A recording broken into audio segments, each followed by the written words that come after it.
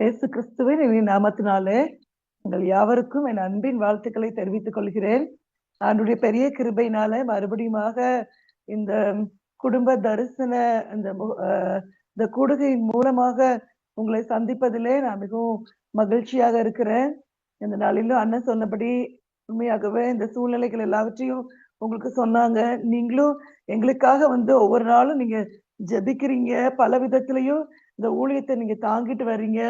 நாங்க விரும்புறோம் நீங்க நம்மளுடைய தமிழ்நாட்டில் பல பகுதிகளிலும் உள்ள தேவனுடைய பிள்ளைகள் இந்த ஊழியத்துல இங்க பார்த்து எங்களோடு கூட கை கொடுத்து இந்த ஊழியத்துல இணைந்து எங்களோடு கூட நிற்பதற்காக நாங்கள் விரும்புகிறோம். ஆண்டவர் அப்படிப்பட்ட காரியங்களை அநேகருடைய வாழ்க்கையில் ஆண்டவர் செய்து கொண்டிருக்கிறார். இந்த நாட்கள்ல அநேக வாலிபர்கள் குடும்பங்கள் இந்த இடத்துல ஊழியத்துல எங்களோடு கூட இணைவதற்கு ஆண்டவர் கிருபை கொடுத்திருக்கிறார். இன்னுமாக ஆண்டவர் அநேகரை தேவையோடு இருக்கிற இந்த பகுதிகளில தேவனுடைய வார்த்தையை எடுத்து சொல்லும்படியாக தேவனுடைய அன்பை தங்களுக்கு கொடுத்த தாளந்துகள் கிருபைகள் எல்லாவற்றையும் தேவனுடைய நாம மகிமைக்காக பயன்படுத்தும்படியாக அதை உபயோகப்படுத்துவதற்காக ஆண்டவர் அநேகரை அழைத்து கொண்டு வருவார் என்று சொல்லி நம்பிக்கையோடு கூட நாங்கள் ஒவ்வொரு நாளும் ஜெபித்து கொண்டே இருக்கிறோம். இந்த நாளிலும் கூட அவனுடைய சமூகத்துல இந்த நாளில நம்ம எல்லாரும் இணைந்து நம்ம வந்திருக்கிறோம். கடந்த ஒரு 2-3 மாதங்களுக்கு முன்பதாக இந்த வெட் மினிஸ்ட்ரிஸ் மூலமாக விமன் எம்பவர்மெண்ட் ட்ரஸ்ட் அப்படின்னு சொல்லி அந்த அட்வான்ஸ் வெட் மினிஸ்ட்ரிஸ் அந்த பெண்கள் மத்தியில நடக்கிற அந்த ஊழியத்தின் மூலமாக அந்த இடத்துல போயிட்டு ஆண்டுடைய ஊழியத்தை செய்வதற்கு ஆண்டவர் கிருபை கொடுத்தார். அதற்கென்று நியமிக்கப்பட்ட அந்த தலைமைத்துவத்துல இருக்கிற அவங்க இந்த சகோதரிகளோடு கூட இணைந்து ஒரு 4 நாட்கள் அந்த ஃபீல்டுல கயா பக்கத்துல உள்ள 2 ஃபீல்டுல ஆண்டுடைய ஊழியத்தை செய்வதற்கு ஆண்டவர் கிருபை கொடுத்தார். டெக்காரி அப்படின்னு சொல்லி ஒரு இடம், இன்னொன்னு மான்பூர் அப்படின்னு சொல்லி இந்த 2 இடமும் கயா புத் கயாக்கு பக்கத்துல கொஞ்சம் தூரத்துல அந்த 2 ஃபீல்டு இருக்குது. ஆனா அந்த இடத்துல ஆண்டுடைய ஊழியத்தை செய்வதற்காக தேவனுடைய பிள்ளைகளோடு கூட நாங்க ஒரு 10 பேர் எங்களை கூப்பிட்டு இருந்தாங்க. நாங்க எல்லாரும் போயிருந்தோம். ஆனா அந்த இடத்துல அந்த மிகவும் தேவனை அறிந்த ஜனங்கள் மிகவும் குறைவாக இருக்கிற அந்த பகுதிகள்ல இருக்கிற சபைகள்ல இருக்கிற அந்த பெண்கள் மிகவும் ஒரு உற்சாகத்தோடு இருக்கிறத நாங்க பார்த்தோம். ஆண்டவருக்காக வைராக்கியத்தோடு கூட அந்த ஜபத்திலையும் அந்த தேவனுடைய வார்த்தையை கேட்கறதுல அந்த அவங்க கிட்ட நாங்க கொஸ்டின்ஸ் கேட்கும் போது அவங்க ரொம்ப அழகா அந்த ஆண்டுடைய வசனத்தை எந்த அளவுக்கு அவங்க புரிஞ்சிருக்காங்கிற காரியத்தை நாங்க அறிந்த போது எங்களுக்கு ரொம்ப சந்தோஷமா இருந்துச்சு. அந்த பிரேயர் டைம் வந்தப்போ அவங்க எவ்வளவு தூரம் தங்களை இருதயத்தை ஊற்றி ஆண்டுடைய சமூகத்துல அவங்க ஜெபித்ததை பார்க்கும்போது எங்களுக்கு ரொம்ப மிகவும் மகிழ்ச்சியாக இருந்தது. அது மட்டும் இல்ல, இந்த மான்பூர்ன்ற ஒரு பகுதி, அந்த இடத்துலயும் ஆண்டுடைய ஊழியத்தை செய்யறதுக்கு ஆண்டவர் கிருபை கொடுத்தா அங்கேயும் 2 நாள் மீட்டிங் இருந்துச்சு. அவங்களுக்கு நாங்க எப்படி அந்த இடத்துல உள்ள காரியங்களை புரிந்து அவங்களுக்கு ஒரு பிரேயர்சல் எப்படி ஆரம்பிக்கணும் அப்படிங்கிற காரியத்துல கற்றுக் கொடுத்துட்டு ஆண்டோடைய வசனத்துல இருந்து அநேக காரியங்களை அவங்களுக்கு எடுத்து அவங்களோட நாங்க பேசினோம். அந்த ஃபர்ஸ்ட் டே முடிஞ்ச பிறகு அன்னைக்கு நைட்டு அந்த விசுவாசிகள்ல அந்த ஃபீல்டுலயே தான் தங்கி இருந்தாங்க. ஏன்னா ரொம்ப தூரத்துல இருந்து அவங்க வந்ததுனால அவங்க அங்கதான் தங்கி இருந்தாங்க. அப்ப அந்த இடத்துல அந்த நைட்டு கொஞ்சம் எங்களுக்கு டைம் கிடைச்சது. அப்ப நாங்க என்ன பண்ணோம்னா அந்த விசுவாசிகளை கொஞ்சம் பேரா நாங்க ஒரு 5 பேரா அவங்கள நாங்க ஒரு குரூப்பா ஃபார்ம் பண்ணி அவங்க கூட நாங்க டைம் ஸ்பெண்ட் பண்ணோம். அவங்க கூட இருந்து அவங்களோட நல்லா அவங்க பேசணும். அவங்க எந்த மாதிரி ஃபீல்டுல இருந்து எந்த இடத்துல இருந்து வர்றாங்க, அவங்க குடும்ப பின்னணி என்ன, அவங்க எப்படி அவங்க ஆண்டவரை ஏற்றுக்கொண்டாங்க அப்படின்னு சொல்லி நாங்க கேட்டோம். அப்போ என்கிட்ட ஒரு 5 சகோதரிகள் என்னோட கூட இருந்தாங்க. அப்ப அவங்க கிட்ட நான் ஒவ்வொருத்தரையும் பெயர் கேட்டு அவங்களுடைய குடும்ப பின்னணி என்ன, அவங்க எப்படி ஆண்டவரை ஏற்றுக்கொண்டாங்க, எல்லா காரியத்தையும் நான் விசாரிச்சுட்டு இருந்தேன். அப்படி இருக்கும்போது அவங்களுடைய காரியங்கள் அவங்க எவ்வளவு தூரம் ஆண்டவருக்காக அவங்க வைராக்கியமா இருக்காங்க அப்படின்னு கேட்கும்போது ரொம்ப சந்தோஷமா இருந்துச்சு. அவங்க 20 வருஷமா நாங்க ரட்சிக்கப்பட்டு 20 வருஷம் ஆகுது அப்படின்னாங்க. அப்ப அவங்களுடைய கிராமத்துல அவங்க கோத்ரூ பண்ற எவ்வளவு பிரச்சனைகள், எவ்வளவு துன்புறுத்தல்கள், அந்த காரியங்கள் எல்லாம் நாங்க கேட்டோம். அது ரொம்ப ஒரு கடினமான பாதையின் வழியா தான் அந்த விசுவாசிகள் கடந்து போறாங்க. அவங்க குடும்பத்துல உள்ளவங்களே அவங்கள இன்னும் அவங்கள ஏற்றுக்கொள்ளவே இல்ல. அப்புறம் அந்த வில்லேஜ்ல உள்ளவங்க இவங்க கையில பைபிள் வச்சு மீட்டிங் வரும்போது, இல்லன்னா அவங்க வீட்ல அவங்க குடும்ப ஜெபம் நடத்தும்போது, இல்லாட்டி அவங்க இயேசு கிறிஸ்துவ குறித்து மத்தவங்களுக்கு சொல்லும்போது, அவங்க எவ்ளோ அடி வாங்கியிருக்காங்க. பார்க்கும்போது அந்த சகோதரிகள பார்த்தா அவங்களுக்கு ஒரு ஸ்ட்ரென்த்தே இருந்த மாதிரி இல்ல. அவ்ளோ அப்படியே ரொம்ப ஒரு எலும்பு தோலுமா தான் அவங்க இருந்தாங்க. அந்த மக்கள் பார்க்கும்போது. அப்ப அவங்களுக்கு அவங்க எப்படி சாப்பிடுறாங்க என்னன்னு பார்த்தா ரொம்ப ஆச்சரியமா இருந்துச்சு. ஆனா அவங்க சொன்னாங்க நான் ஆண்டவர நான் மத்தவங்களுக்கு அறிவிக்கிறதுனால இயேசு கிறிஸ்துவ நீ ஏற்றுக்கொண்ட அப்படிங்கிற ஒரே காரணத்தினால என்னைய அவங்க சொன்னாங்க. என்னோட தலையில அப்படியே நேரா அவ்ளோ வேகமா அவங்க அடிச்சுட்டாங்க. ரத்தம் வந்துச்சு. என் பசங்க அவங்களுடைய பசங்க எல்லாருமே எல்லாம் வாலிப பிள்ளைங்க தான். ஆனா அந்த பாய்ஸ் கூட அவங்க ஆண்டவருக்காக வைராக்கியமா நாங்க என்ன வந்தாலும் பரவாயில்ல. நீங்க எங்கள அடிச்சு கொன்னாலும் பரவாயில்ல. நாங்க ஆண்டவருக்காக நிப்போம். அப்படின்னு சொல்லிட்டு அந்த பசங்கள்லாம் எல்லாரும் அடிச்சிருக்காங்க. அதனால அவங்க அவ்வளவு துன்புறுத்தப்படுறாங்க. அவங்க கிராமத்துல போய் எல்லாரும் மாதிரி போய் அந்த அ அந்த காய்கறி வாங்க முடியாது. அந்த மாதிரி நெறைய பிரச்சனைகள அவங்க ஃபேஸ் பண்றாங்க. ஆனா அவங்க எங்ககிட்ட சொல்லும்போதே அழுதுட்டே தான் சொன்னாங்க. ஆனா ஒரு வார்த்தை அவங்க சொன்னாங்க. அழுதுட்டே சொன்னாங்க. "பரவால்ல, என்ன ஆனாலும் பரவால்ல. எங்கள அவங்க கொன்னாலும் பரவால்ல. நாங்க எப்படி ஆண்டவர நாங்க விடுவோம்?" அது ரொம்ப எங்களுக்கு சந்தோஷமா இருந்துச்சு. அவங்க சொன்னாங்க, "உண்மையான ஆண்டவர் அவர்தான். இயேசு கிறிஸ்துவ நாங்க ஏற்றுக்கொண்டிருக்கோம். எங்கள அடிச்சாலும் பரவால்ல, துன்புறுத்தினாலும் பரவால்ல, என்ன கஷ்டப்படுத்தினாலும் பரவால்ல. நாங்க அந்த ஆண்டவர விட்டு நாங்க விலகவே மாட்டோம். எங்களுக்கு அவர்தான் வேணும். ஏன்னா எங்களுக்கு அவர்தான் சந்தோஷத்த குடுத்திருக்கிறாரு. நிம்மதிய தந்திருக்கிறாரு." ஆனா அவங்க வீட்ட பார்த்தா அவங்களுக்குள்ள அவங்களுக்கு சரியான ஒரு அ தேவையான வசதிகளோ, வாய்ப்புகளோ அப்படி எதுவுமே அவங்களுக்கு கிடையாது. ஒரு சாதாரண வாழ்க்கை தான் அவங்க வாழ்றாங்க. அவங்க இயேசு கிறிஸ்துவ ஏற்றுக்கொண்டதுனால அவங்க பல பிரச்சனைய தான் அவங்க ஃபேஸ் பண்றாங்க. ஆனா அது நிமித்தமாக அவங்க கண்ல இருந்து எதுக்காக அவங்க அழுகுறாங்க அப்படின்னா, "நாங்க ஆண்டவர விடமாட்டோம். நாங்க ஆண்டவர விடமாட்டோம். பரவால்ல எங்கள அடிச்சா என்ன?" அப்படின்னு அவங்க அவ்ளோ தூரம் அவங்க எல்லாரும் வாய திறந்து அவ்ளோ ஒரு ம் அ எப்படின்னா, அந்த அளவுக்கு ஆண்டவர் மேல உள்ள அந்த அன்ப அவங்க சொல்றது, அத நாங்க கேட்கும்போது எங்களுக்கு ரொம்ப சந்தோஷமா இருந்துச்சு. அப்ப சொன்னாங்க, 20 வருஷத்துக்கு முன்னாடி எங்களுக்கு அகஸ்டின் ஜெபக்குமார் அங்கிளுடைய அவங்க ஒய்ஃப் அவங்க ரூபா ஆன்டி அவங்கள பத்தி அவங்க சொல்றாங்க. அவங்க எங்களுக்கு எவ்ளோ தூரம் எங்க கூட இருந்தாங்க. எங்களுக்கு ஆண்டவருடைய காரியங்கள எங்களுக்கு எப்படி சொல்லிக் குடுத்தாங்க. நாங்க எங்க வாழ்க்கையில நாங்க மறக்கவே மாட்டோம் அப்படின்னு சொல்லி, அவங்க ஆண்டவருக்குள்ளாக இருக்கிறத பார்க்கும்போது ரொம்ப சந்தோஷமா இருந்துச்சு. உண்மையாகவே இப்பொழுது சூழ்நிலைகள் எங்க பார்த்தாலும் பெர்சிக்யூஷன், துன்புறுத்தல் காரியங்கள் நடந்து கொண்டிருக்கிற காரியங்களை பார்க்கிறோம்.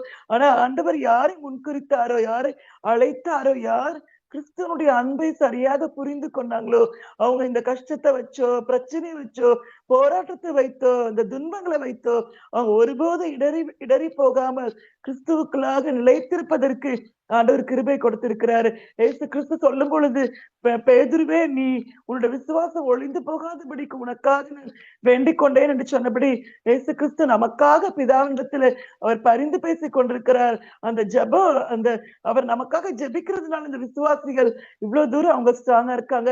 நானும் உங்ககிட்ட கேட்கிறேன், எல்லா விசுவாசிகளுக்காக, தேவனுடைய பிள்ளைகளுக்காக, அவங்க எல்லா விதத்திலும், எல்லா சூழ்நிலையிலும் அவங்க ஆண்டவருக்குள்ளாக நிலைத்து நிற்கும்படியாக நீங்க ஜெபிக்கும்படியாக நான் கேட்டுக்கொள்றேன்.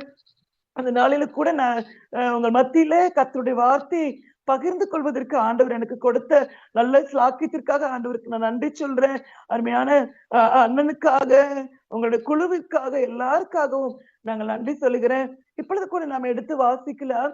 யோவேல் தீர்க்கதரிசியின் புஸ்தகத்தில 1வது அதிகாரத்தில 14வது வசனத்தில என்ன சொல்லப்பட்டிருக்கிறது என்றால், பரிசுத்த உபவாச நாளை நியமியுங்கள் என்று சொல்லி இந்த வசனத்துல நாம் வாசிக்கிறோம். அது மட்டும் இல்ல, 2வது அதிகாரத்திலேயும் 15வது வசனத்துல வாசிக்கும் பொழுது, சியோனிலே எக்காலம் ஊதுங்கள், பரிசுத்த உபவாச நாளை நியமியுங்கள் என்று சொல்லி இந்த இடத்துல பார்க்கிறோம். இந்த யோவேல் தீர்க்கதரிசியின் புஸ்தகத்திலே நான் வாசிக்கும் பொழுது, பரிசுத்த உபவாச நாளை நியமியுங்கள் என்று சொல்லி வாசிக்கிறோம். உபவாச நாள் எவ்வளவு, அது நியமியுங்கள், அது நமக்கு கட்டாயம் தேவை என்று சொல்லி இந்த இடத்துல நான் பார்க்கிறோம். கர்த்தருடைய நாள் சமீபமா இருக்கிறது. ஆண்டவர் சீக்கிரம் வரப்போகிறார். ஆண்டவருடைய நியாய தீர்ப்புகளுக்காக நம் காத்து கொண்டு இருக்கிறோம். ஆனா இந்த மாதிரி சூழ்நிலையில இந்த இடத்துல நமக்கு சொல்லப்பட்டிருக்கிறது, பரிசுத்த உபவாச நாளை நியமியுங்கள். அருமையான தேவனுடைய பிள்ளைகளே, இந்த உலகத்துல நாம் பார்க்கும் பொழுது உலகத்தில் உள்ள எல்லா ஜனங்களையும் நாம் எடுத்துக்கொண்டோம் என்றால், உண்மையான தேவனை அறிந்த ஜனங்களும் மற்ற ஜனங்கள் யார் எடுத்த கொண்டாலும் அவங்களுடைய வாழ்க்கையில உபவாசம் எடுக்கிற ஒரு காரியத்தை பார்க்கிறோம்.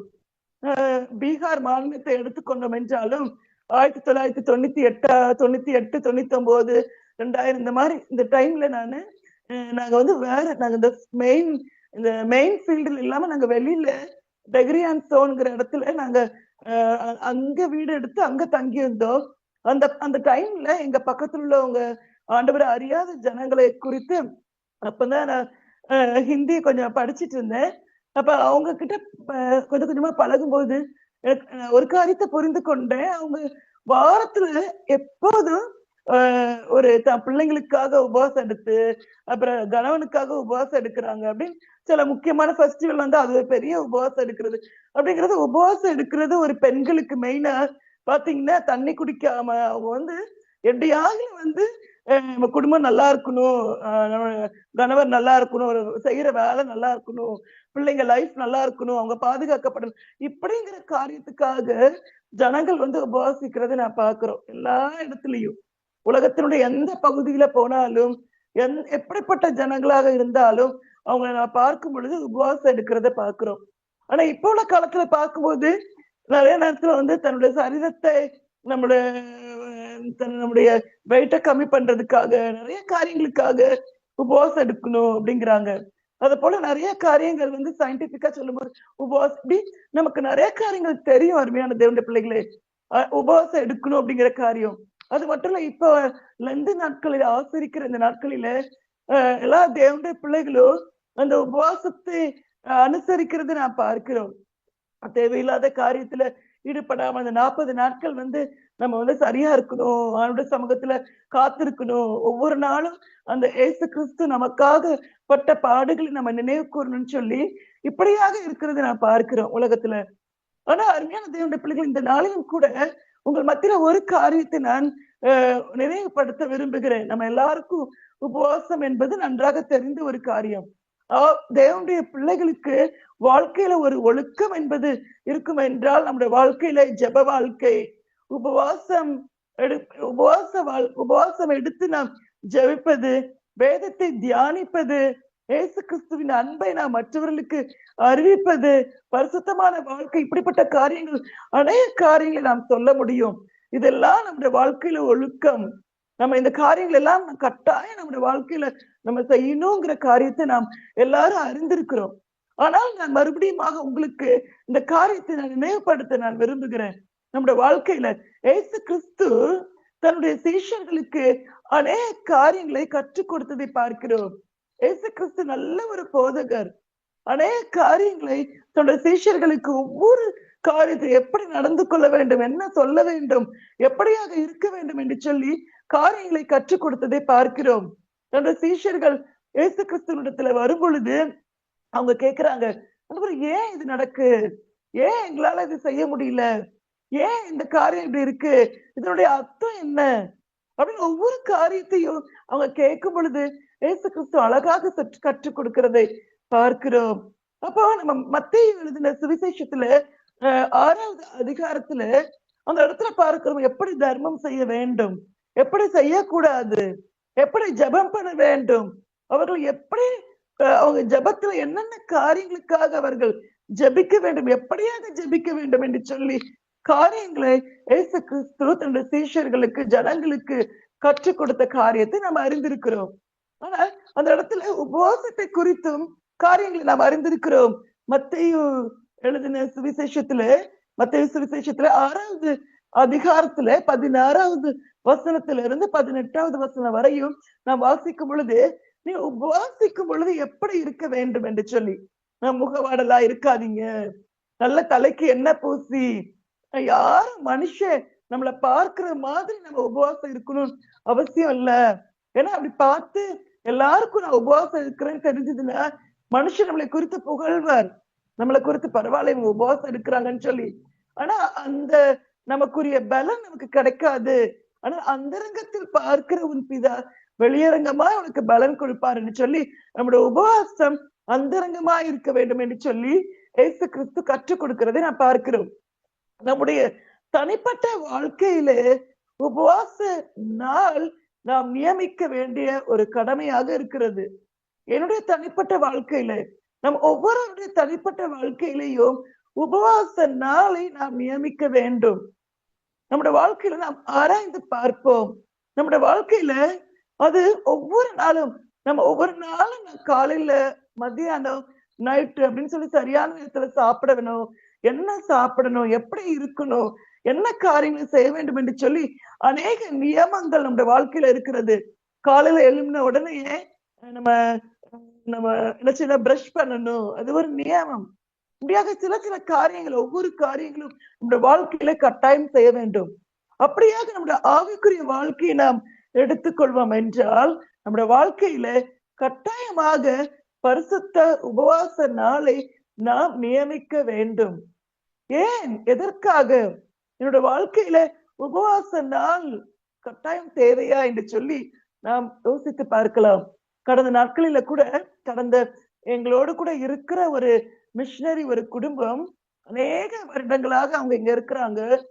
அவங்களுக்கு 2 பெண் குழந்தைங்க. மூத்த பொண்ணு கல்யாணம் முடிஞ்சிட்டு அந்த அண்ணனும் அந்த அக்காவும் ஒவ்வொரு வெள்ளிக்கிழமையும் அவங்க ஃபுல் டே அவங்க ஃபாஸ்டிங் இருப்பாங்க. அவங்க எப்படின்னா நாங்க அவங்க சில நேரத்துல நாங்க ஏதாவது ப்ரோக்ராம் அப்படின்னு வரும்போது அப்போ எங்களுக்கு தெரியும். ஏன்னா அக்கா இல்ல அக்கா சாப்பிடல, எனக்கு வேண்டாம் அப்படின்னு சொல்லுவாங்க. ஆனா அவங்க வந்து அந்த ஃப்ரைடே வந்து ஃபுல்லா 2 பேரும் அந்த அண்ணனும் அக்காவும் 2 பேரும் குடும்பமா அவங்க வந்து அந்த வெள்ளிக்கிழமை அவங்க 2 பேரும் சேர்ந்து அவங்க ப்ரேயர் பண்ணுவாங்க. தனியா அவங்க ப்ரேயர் பண்ணிட்டு அப்புறம் குடும்பமா அவங்க ப்ரேயர் பண்ணுவாங்க. ரொம்ப ரொம்ப வருஷமா அவங்க ரொம்ப வருஷமா அதை அவங்க ஃபாலோ பண்ணிட்டு இருக்கிறாங்க. அப்ப நான் ஆச்சரியமா இருக்கும். ஒரு காரியத்துக்கும் அவங்க வந்து ஜபிக்கிறது, அந்த உபவாசம் எடுக்கிறதுல வந்து ரொம்ப கரெக்டா இருப்பாங்க. என்ன இருந்தாலும் பரவாயில்ல, அந்த உபவாசனால வந்து அவங்க கரெக்டா வச்சிருப்பாங்க அவங்க. அப்போ அவங்க குடும்பத்துல வந்து அவங்களுடைய மூத்த பொண்ணுக்கு வந்து அவங்க கல்யாணம் முடிஞ்சு இப்ப ரொம்ப வருஷம் ஆயிடுச்சு. ஆக்சுவலா வந்து ஒரு 7 வருஷம் இருக்கும் அவங்க பொண்ணுக்கு. அப்போ அவங்க கல்யாணம் முடிஞ்சு அப்ப அவளுக்கு வந்து 7 வருஷமா ஒரு 6 வருஷமா அவளுக்கு வந்து குழந்தை இல்லாம இருந்தா அந்த பொண்ணு. அப்ப அவங்க வந்து வேற எந்த ஒரு ட்ரீட்மெண்டோ எதுக்குமே அவங்க வந்து போகவே இல்லை அவங்க. ஆனா வந்து அந்த பிள்ளைங்க 2 பேருக்குள்ள ஒரு விசுவாசம் ஆண்டவர் தருவாரு. ஏன்னா அவங்க அம்மா அப்பாவும் வந்து அவங்களுடைய உபவாச ஜபத்துல அவங்க எல்லா சூழ்நிலையிலையும் அவங்களுக்கு ஒரு கடினமான சூழ்நிலை வந்த நேரத்துல கூட அவங்களால வந்து மத்தவங்களுக்கு ஆன்சர் பண்ண முடியாத ஒரு கடினமான சூழ்நிலை நேரம் வந்தா கூட அந்த நேரத்துல கூட அவங்க உபவாச ஜபத்தை வந்து அவங்க விடவே இல்லை. அவங்க கண்டினியூஸா அவங்க எப்போதும் அவங்க வந்து அந்த உபவாச ஜபம் அவங்களுக்கு இருக்கும். எப்போதும் அந்த நேரத்துல அவங்க ப்ரேயர் பண்ணிட்டே இருப்பாங்க. ஆனா எல்லாரும் கேட்க ஆரம்பிச்சாங்க, என்ன உங்க பொண்ணுக்கு வந்து இன்னும் குழந்தை இல்லையா அப்படிலாம் நிறைய பேர் கேட்க ஆரம்பிச்சிருக்காங்க. அக்கா வந்து ரொம்ப அழுதுருக்காங்க அக்கா அப்படின்னு நிறைய காரியங்கள். ஆனா ரொம்ப ஆச்சரியமான விதத்துல திடீர்னு பார்த்தா போன வருஷத்துல அவருடைய ஆச்சரியமான விதத்துல யாருமே நினைச்சு பார்க்காத விதத்துல அவங்க எந்த ட்ரீட்மெண்டோ எதுக்குமே போகவே இல்லை. பார்த்தா ஆச்சரியமான விதத்துல அவங்க பொண்ணு வந்து அவ கன்சீவா இருக்கா அப்படின்னு சொல்லி சொன்னாங்க. ரொம்ப ஆச்சரியமா இருந்துச்சு. ஏன்னா மக்கள் நிறைய இடத்துல கொஞ்சம் கொஸ்டின்லாம், ஏன்னா அக்கா வந்து எப்போதும் அவங்க வந்து நல்லா ஃபாஸ்டிங் எடுத்து அவங்க ரொம்ப ப்ரேயர் பண்ணிட்டு தானே இருக்காங்க என்ன அப்படிங்கிற மாதிரிலாம் நிறைய பேர் அவங்கள வந்து இன்டைரக்டாலாம் அக்காவை பேசியிருக்காங்க அவங்கள. அப்ப அவங்க வந்து அந்த பொண்ணு கன்சீவ் ஆகி அவ அநேக மாதங்கள் கடந்த பிறகு அக்கா சொல்லும் போதுதான் அவங்க சொன்னாங்க, எத்தனை விதத்துல நான் வந்து மக்களுடைய வார்த்தையினால நான் நொறுக்கப்பட்டேன் அப்படின்னு அவங்க சொன்னாங்க.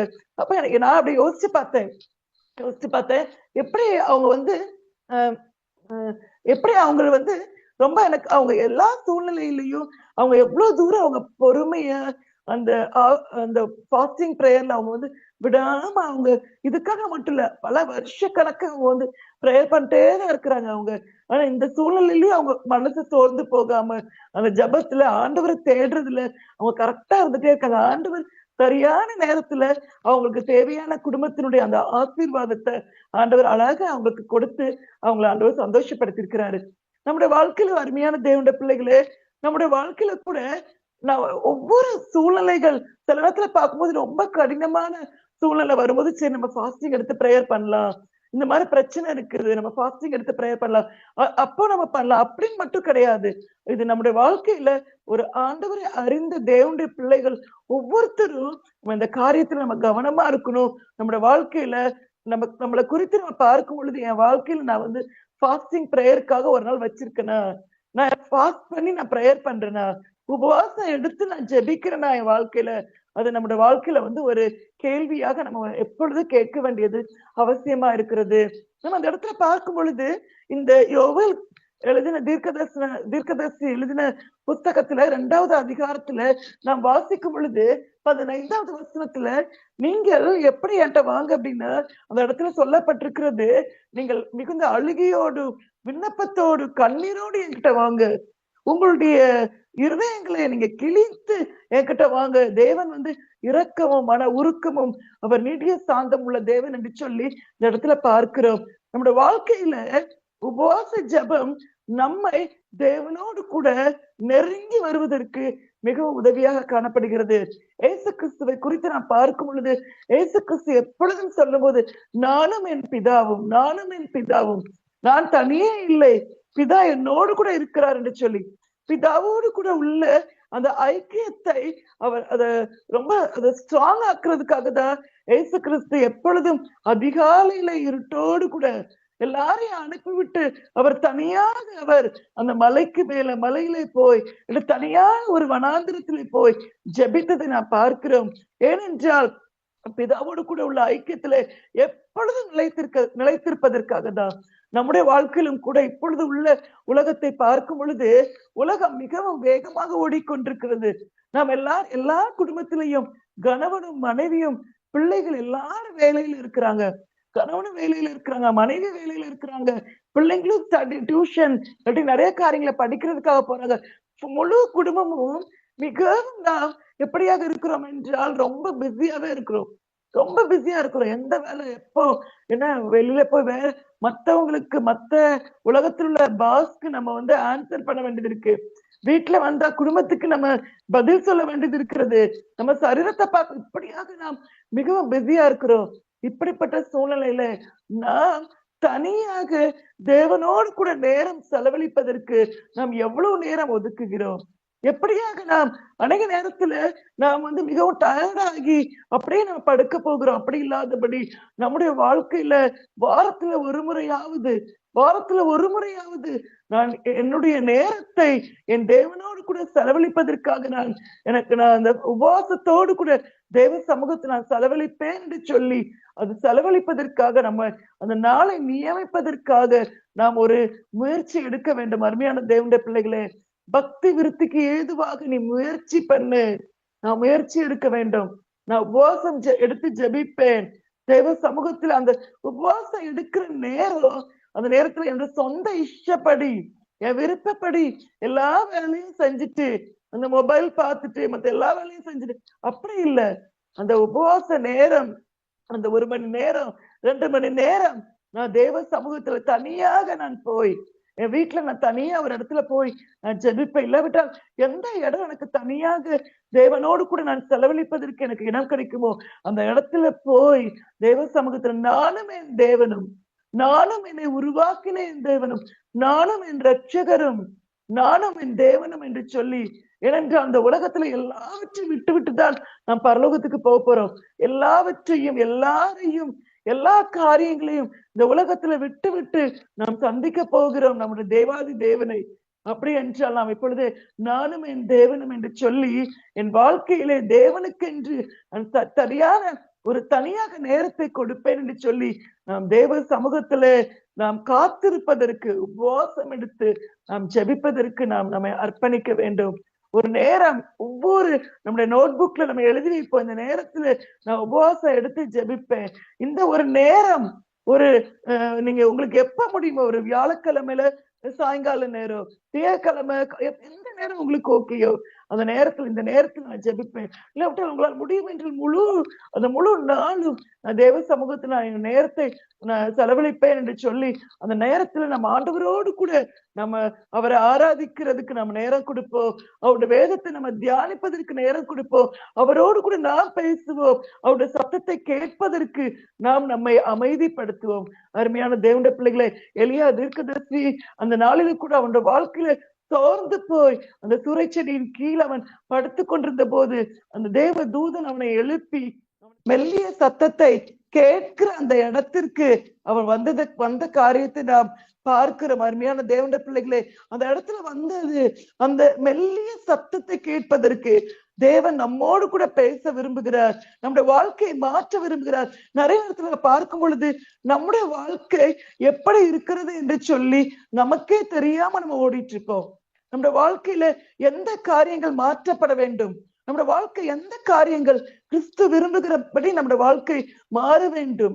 அதே நேரத்துல பார்க்கும் பொழுது அநேக நம்முடைய வாழ்க்கையில கேரக்டர், நம்முடைய வாழ்க்கையில குணங்கள் மாறாமல் இருக்கலாம். நம்முடைய கோப குணம், நம்முடைய எரிச்சல், நம்முடைய வாழ்க்கையில தேவனுக்கு பிரியமில்லாத காரியங்கள், பரிசுத்த குலைச்சலான காரியங்கள் நம்முடைய வாழ்க்கையில ஒரு விடுதலை இல்லாமல் இருக்கலாம். ஆனால் எப்பொழுது தேவ சமூகத்துல காத்திருந்து அவருடைய பாதத்துல நம்ம அமர்ந்திருக்கிறோமோ, அவருடைய சமூகத்துல வந்து நம்முடைய இருதயத்தை கிழித்து தேவ சமூகத்துல வருகிறோமோ, நம்முடைய வாழ்க்கை முற்றிலும் மாற்றப்படுவதற்கு நம்மளால தேவனுடைய பிரசனம் நமக்கு போதுமானதாக இருக்கிறது நாம் பார்க்கிறோம். அருமையான தேவனுடைய பிள்ளைகளே, 1 ராஜாக்கள் புஸ்தகம் 21வது அதிகாரம் 27வது வசனத்துல நான் பார்க்கும் பொழுது ஆகாப் என்கிற ராஜாவை குறித்து எழுதியிருக்கிறதை பார்க்கிறோம்.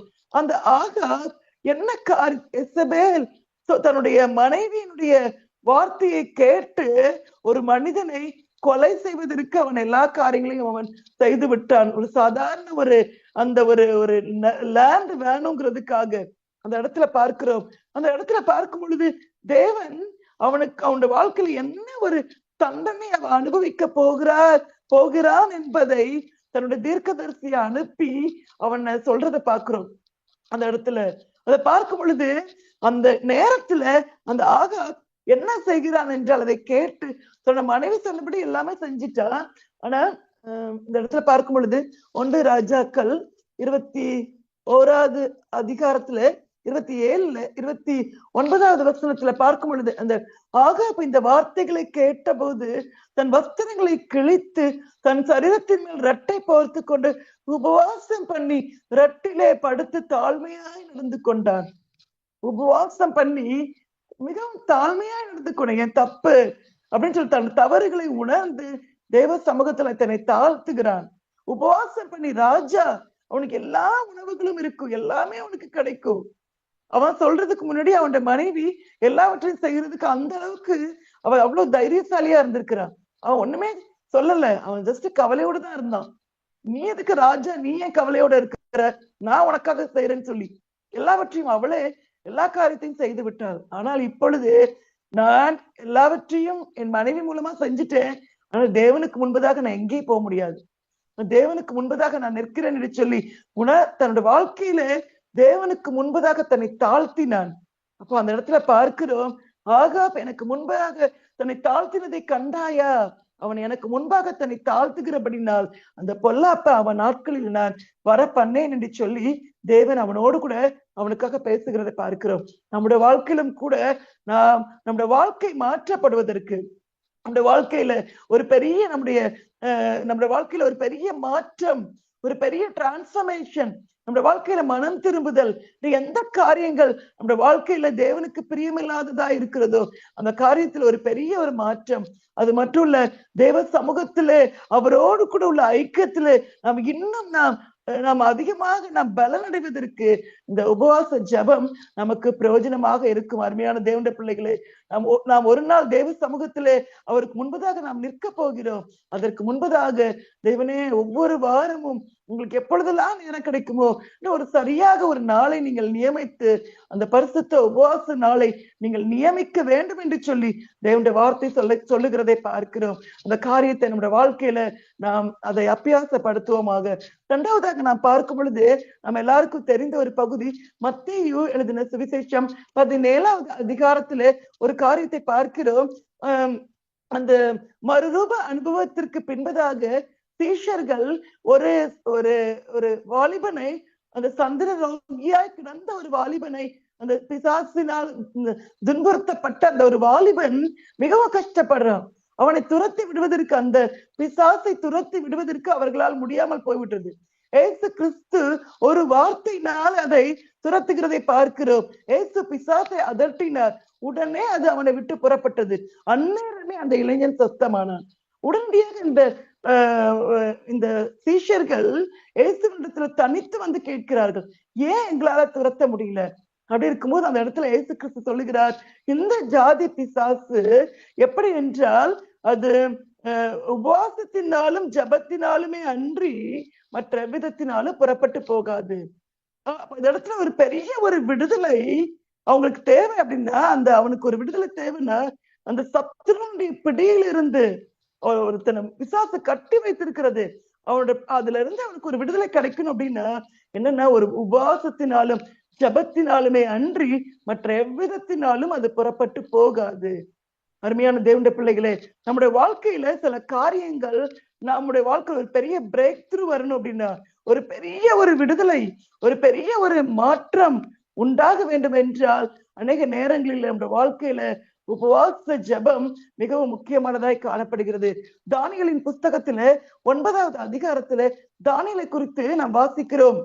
அதுல வாசிக்கும் பொழுது தானியேல் 9வது அதிகாரத்துல சொல்லப்பட்டிருக்கிறது, அந்த எருசலேமின் பால்கடிப்புகள் நிறைவேறி தீர 70 வருஷம் செல்லும் என்று எரேமியா தீர்க்கதரிசியோட சொல்லிய வருஷங்களின் தொகையை புஸ்தகங்களால் அறிந்து கொண்டேன். அந்த இடத்துல வாசிக்கிறார் தானியேல். எல்லாரும் சிறைப்பட்டு போன அந்த வாலிபர்களிலே தானியேல் மற்ற எல்லா அநேக யூதர்கள் பத்தி நமக்கு தெரியும். அப்போ இப்பொழுது அவர் தெரிந்து கொண்டார். எரேமியா புஸ்தகத்துல வாசிக்கிறார், 70 வருஷம் அந்த பால்கடிப்பு, தேவன் அவர்களை ஒரு சிறையிருப்புக்குள்ளாக அவர்களை நடத்துகிற காரியத்தை பார்க்கிறோம். 70 வருஷத்துக்கு பின்பதாக அவர்களுக்கு ஒரு பெரிய ஒரு விடுதலை, அது தேவன் வாக்கு கொடுத்திருக்கிறார். அந்த வாக்கு தத்தம் நிறைவேற வேண்டும். அதை இந்த தானியேல் புரிந்து கொண்டார். தேவன் சொன்ன அந்த நேரம் வந்து விட்டது, அவர் வாக்கு பண்ணின நேரம் வந்து விட்டது, அந்த 70 வருடங்கள் முடிந்து விட்டது என்று சொல்லி அவர் அறிந்து கொண்டார். அந்த இடத்துல அவர் என்ன செய்கிறார் என்றால், நான் உபவாசம் பண்ணி இரட்டிலும் சாம்பலிலும் உட்கார்ந்து தேவனாகிய ஆண்டவரை ஜபத்தினாலும் விண்ணப்பங்களினாலும் தேட என் முகத்தை அவருக்கு நேராக்கி, தேவன் கொடுத்த அந்த வாக்கு தத்தம் நிறைவேற வேண்டும், நிறைவேற போகிறது, அதற்கு எங்களை நீங்க ஆயத்தப்படுத்துங்க என்று சொல்லி அந்த தானியேல் தேவ சமூகத்துல தன் ஜனங்களுக்காக தன்னுடைய பாவம், தன்னுடைய ஜனங்களுடைய பாவம், தன்னுடைய தேசத்தினுடைய பாவம் எல்லாவற்றையும் நீங்க மன்னித்து மறுபடியும் எங்க தேசத்துக்கு நீங்க வாக்கு கொடுத்திருக்கீங்க, அந்த சேமத்தை எங்களுக்கு தாங்க, அந்த ஆசீர்வாதத்தை எங்களுக்கு தாங்கன்னு சொல்லி தேவ சமூகத்துல அவன் உபவாசத்தை ஜபிக்கிறதை பார்க்கிறோம். தேவன் உங்களுடைய வாழ்க்கையிலும் கூட அநேக வாக்கு தத்தங்களை தந்திருக்கிறார். தேவ சமூகத்துல அந்த வாக்கு தத்தங்களை நாம் நினைவு கூர்ந்து, ஆண்டவரே அந்த வாக்கு தத்தங்களை நீங்க எங்களுக்கு தந்திருக்கீங்க, அந்த வாக்கு தத்தம் எங்களை வாழ்க்கையில, எங்க குடும்பங்களிலே, எங்களுடைய வாழ்க்கையில, ஊழியங்களிலே எல்லாவற்றிலும் அந்த நன்மையை நாங்கள் பெற வேண்டும் என்று சொல்லி தேவ சமூகத்துல வாசித்து நாம் ஆண்டவரை தேட நாம் நம்மை அர்ப்பணிப்போமாக. அருமையான தேவனுடைய பிள்ளைகளே, நெகேமியா புஸ்தகத்திலே 1வது அதிகாரத்திலே நம்ம முழு புஸ்தகத்தை வாசிக்கும் பொழுது நமக்கு தெரிந்த ஒரு காரியம், 1வது அதிகாரத்திலே வாசிக்கிறோம், அந்த சிறையிருப்பிலே மீண்டு வந்த சகோதரர்கள் சொன்ன செய்தியை இந்த நெகேமியா கேட்கிறார். நெகேமியா ராஜாவுடைய அரண்மனையில மிகவும் சந்தோஷமாக இருக்கிறார், எந்த குறைவில்லாமல் இருக்கிறார். அந்த இடத்துல கேட்கும் பொழுது ஜனங்கள் எப்படியாக தன்னுடைய சகோதரர்கள் தன் ஜனங்கள் எப்படியாக கஷ்டப்படுகிறார்கள், தேசம் எப்படியாக சிறைப்பட்டு இருக்கிறது என்பதை குறித்து கேட்ட உடனே அவன் என்ன செய்தான் என்றால், முதலாவதாக தேவ சமூகத்துக்கு நேராய் கடந்து போனதை பார்க்கிறோம். தேவ சமூகத்தை, தேவனை நோக்கி பார்க்கிறதை பார்க்கிறோம்.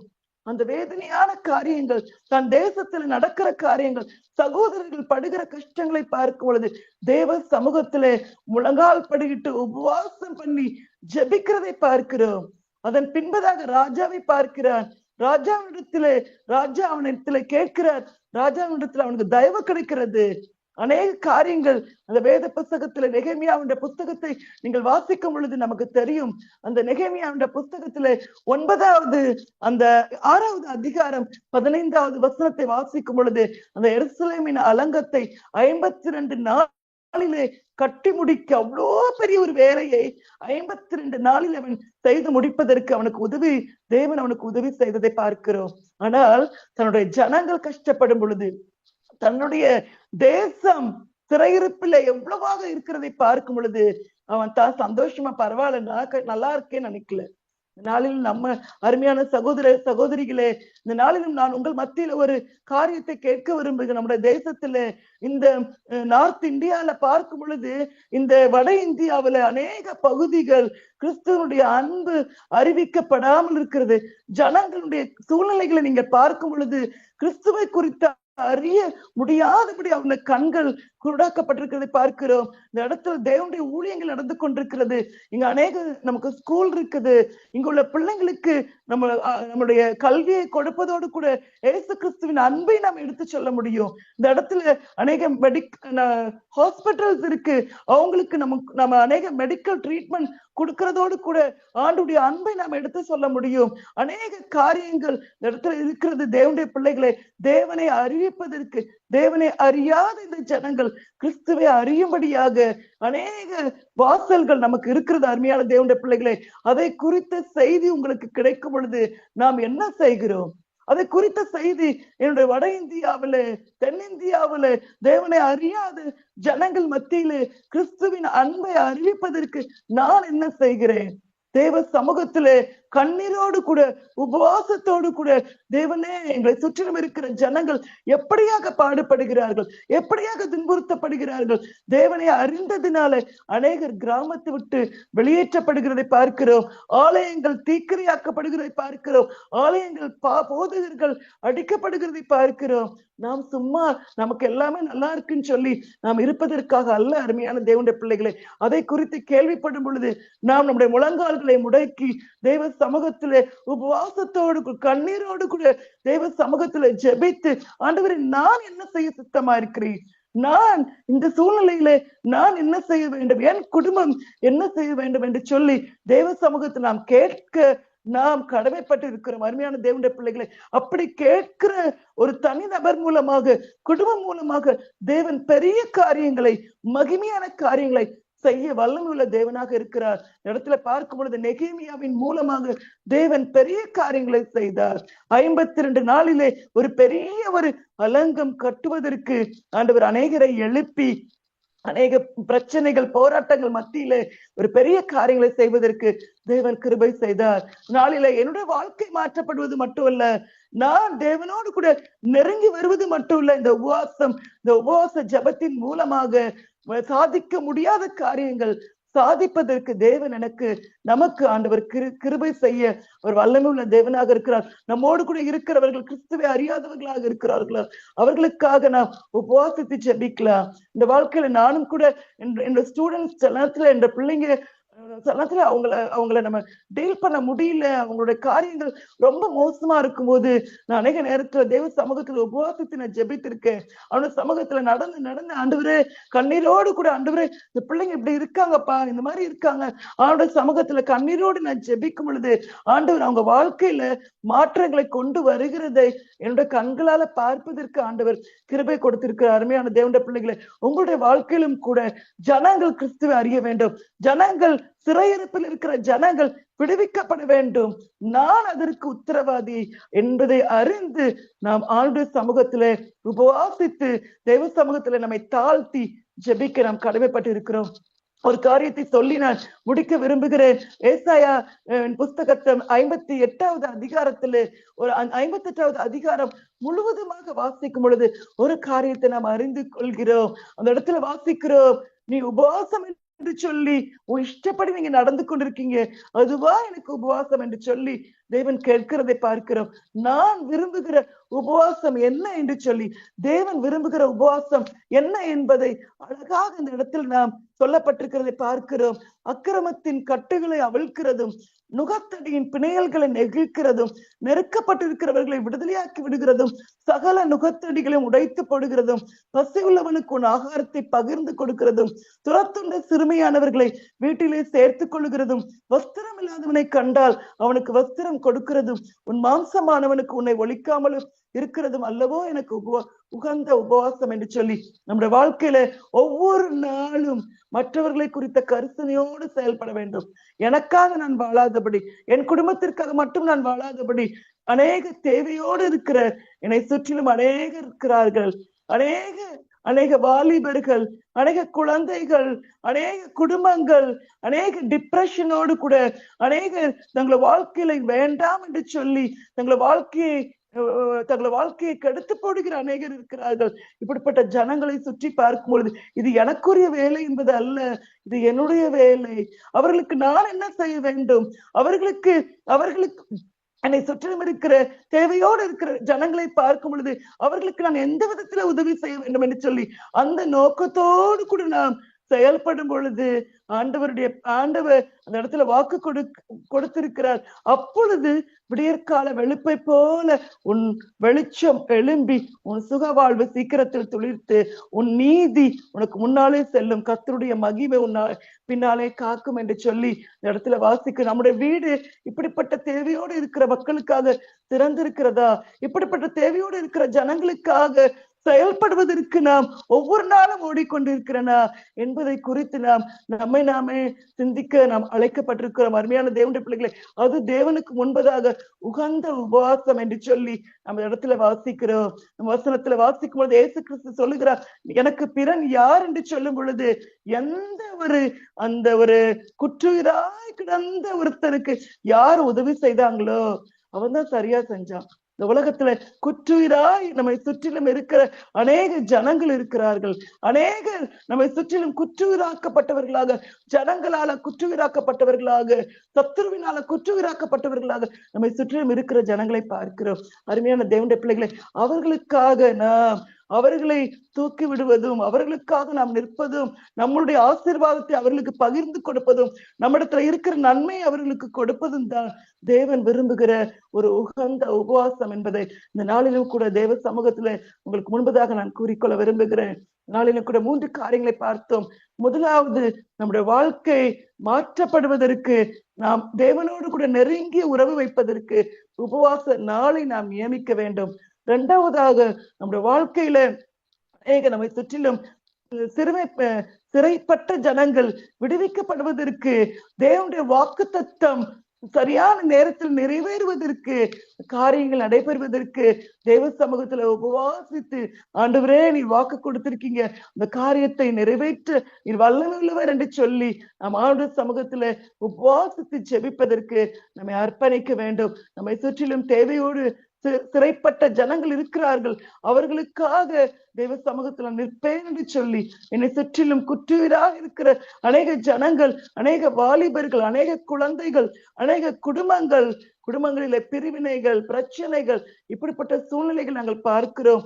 அவர்களுக்கு நாங்கள் உதவி செய்வதற்கு, அவர்களை தூக்கி விடுவதற்கு, அவர்களுடைய வாழ்க்கையில ஒரு நல்ல நன்மையை பகிர்ந்து கொடுப்பதற்கு என்னை அர்ப்பணிக்கிறேன் என்று சொல்லி, அப்படிப்பட்ட ஒரு உபவாச நாளை நான் நியமிக்க வேண்டும் என்று சொல்லி இந்த நாளில உங்ககிட்ட நான் கேட்டுக்கொள்கிறேன். அருமையான தேவனுடைய பிள்ளைகளே, நான் வாசிக்கும் பொழுது லூக்காவில 2வது அதிகாரத்துல 37வது வசனத்துல, அன்னாள் என்கிற விதவை, 84 வயதுள்ள ஒரு விதவை என்ன செய்தாலா?